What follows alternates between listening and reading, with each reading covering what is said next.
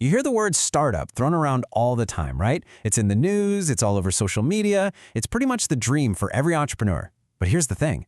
For a word we use so much, it's also really misunderstood. It's kind of become this catch-all term for any new company. And, well, that's just not right. So today, we're going to unpack the real definition, the one that really changed the game. So what is it? What's the real difference between a startup and, say, a new coffee shop on the corner, or a freelance designer working from home? I mean, they're all new businesses, aren't they? Well, the distinction is super subtle, but absolutely crucial. And that's exactly what we're going to get into. Okay, let's just get this out of the way right now because it's the most important thing to get your head around. A startup is not just any new company. This is the #1 myth we've got to bust. Sure, being new is part of it, but it's not the thing that defines it. To really get to the heart of this, we need to go back in time a bit, to 2005. That's when this Silicon Valley legend and professor, Steve Blank, came along and gave the word a totally new, way more powerful meaning. He gave us a whole new framework for thinking about business. And here it is. This is the definition that makes everything click. A startup is a temporary organization designed to search for a repeatable and scalable business model. The two magic words there are temporary and search. Think about that. A startup's whole reason for being is to find a business model. Once it's found it, guess what? It's not really a startup anymore. It becomes a regular company that executes that model. So what in the world does he mean by search? This isn't just about brainstorming on a whiteboard. Nope. It's an active, get-your-hands-dirty kind of process. It means you have to get out of the building and test every single assumption you have with actual real-life customers. You have to find out if your ideas about your product, your marketing, your pricing, if any of it is actually true. Blank even breaks this search down into 3 main jobs. First, you start with a vision for a product. Simple enough. Second, you build a bunch of different scenarios for how that product could actually become a business, like who are our customers, how do we reach them, how do we make money? And third, and this is the big one, you have to go out and verify that model with customers. You test it in the wild. Okay, so to make this even clearer, Blank laid out 6 common types of new ventures. Looking at these is like a little litmus test. It helps us figure out which ones are actually searching, and because of that, which ones are the true startups. First up, we've got the lifestyle startup. You know these folks, they're professionals who want to work for themselves. Think freelancers, consultants.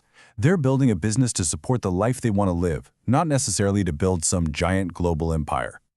Next, you've got businesses started just to feed the family. I mean, these are the small local shops that are the backbone of every town, right? Your hairdresser, the local mechanic, the corner bakery, their goal is to make a good living and serve their local community. Now this is the category most of us picture when we hear the word startup. These are the born-to-be-big ventures.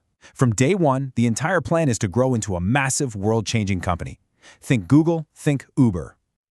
Then there's this interesting bunch, ventures that are born to be bought.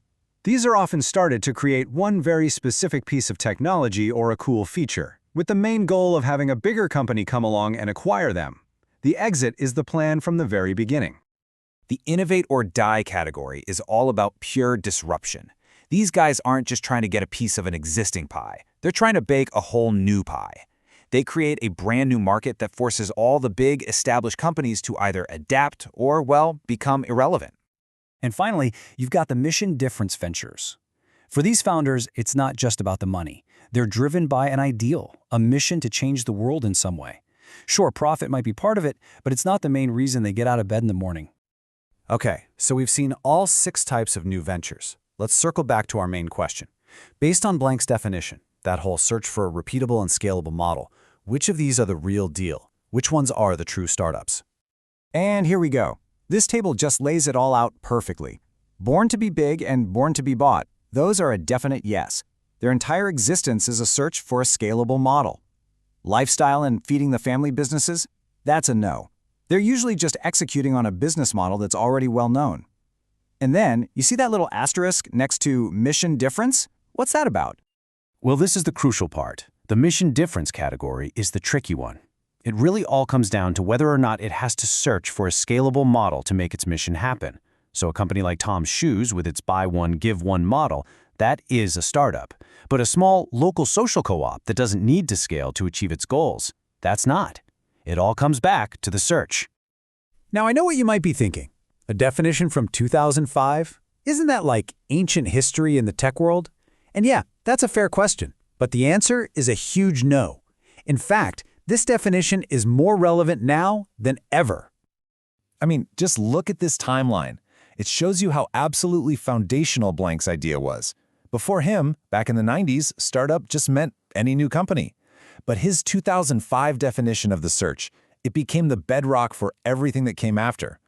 Thinkers like Paul Graham and Eric Ries built their entire philosophies on top of it.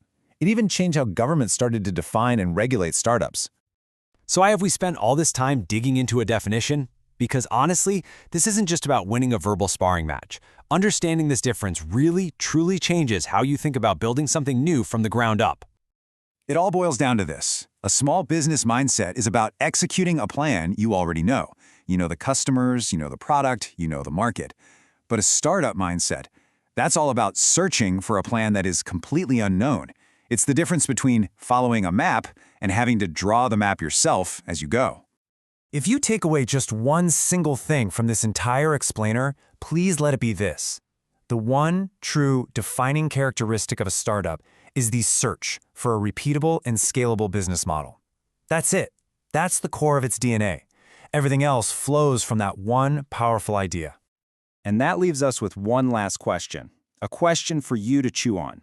When you think about your own big ideas, or when you look at the new companies popping up every day, ask yourself this.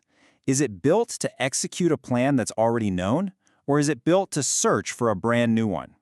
The answer to that question tells you everything.